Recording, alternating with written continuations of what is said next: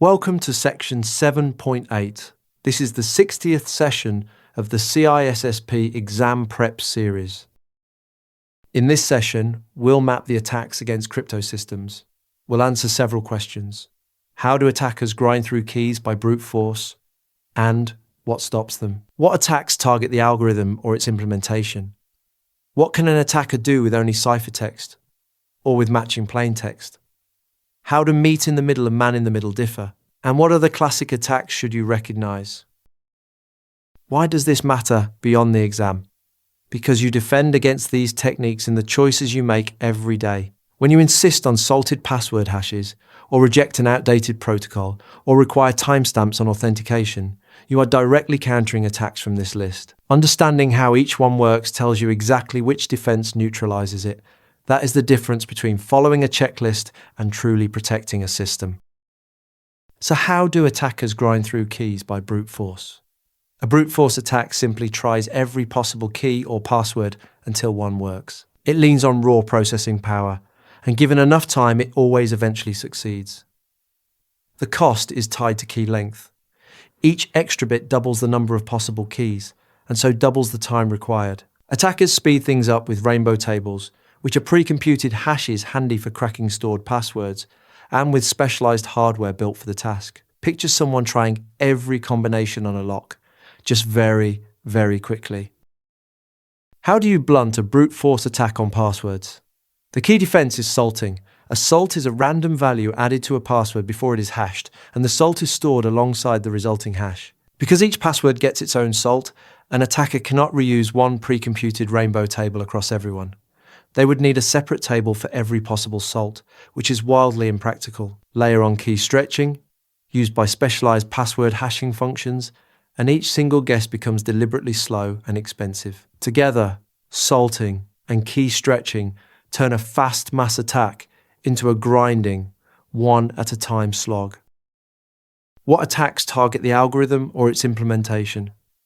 Some attacks skip the keys and go after the design or the build. An analytic attack uses algebra to attack the logic of the algorithm itself, trying to reduce its complexity. An implementation attack exploits flaws in how the crypto system was actually coded or built in the hardware or software rather than in the math. A statistical attack preys on weaknesses like a poor random number generator that fails to produce truly random values. The lesson is that a sound algorithm can still be undone by a sloppy implementation or a weak source of randomness.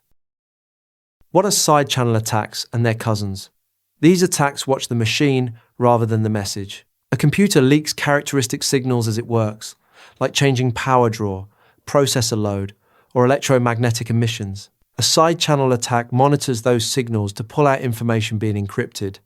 A timing attack is a specific flavor, measuring exactly how long cryptographic operations take to infer secrets. A fault injection attack takes a more physical approach, deliberately stressing a device with extreme voltage or temperature to force a malfunction that weakens its security. In all of these, the leak comes from the physical behavior, not the cryptographic logic. What can an attacker do with only ciphertext? In a ciphertext-only attack, the encrypted message is all they have. Against simple ciphers, frequency analysis helps. By counting how often each letter appears and comparing that to the natural frequency of letters in the language, an attacker can form hypotheses. If the common letters stay common, it points to a transposition cipher that only rearranged characters. If different letters dominate, it suggests a substitution cipher that swapped them out. It is a starting foothold, and far more sophisticated variants exist for stronger ciphers. What if an attacker has matching plaintext or chosen inputs? More knowledge means more leverage. In a known plaintext attack, the attacker holds both a ciphertext and its matching plaintext, which greatly eases breaking weaker codes. In a chosen plaintext attack, they can pick plaintexts and see the resulting ciphertexts, then work backward toward the key, a class that includes advanced techniques like differential cryptanalysis. In a chosen ciphertext attack, they have access to the algorithm and can decrypt chosen portions of ciphertext to help uncover the key. The pattern is clear.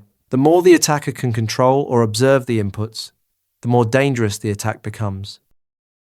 How do meet in the middle and man in the middle differ?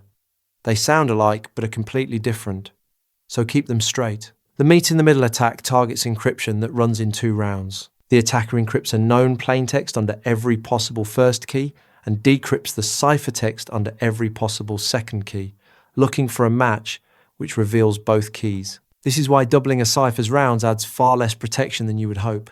The man-in-the-middle attack is about interception. The attacker secretly sits between 2 parties, sets up a separate, secure session with each, and relays traffic while reading everything that passes through.